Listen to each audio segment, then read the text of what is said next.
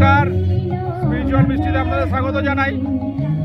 আজকে আমরা এসেছি মেদিনীপুর লালগড় রাজবাড়ির রথযাত্রা উৎসবে। তো আমরা এখানে দেখতেই পাচ্ছেন রথ সাজানো হচ্ছে।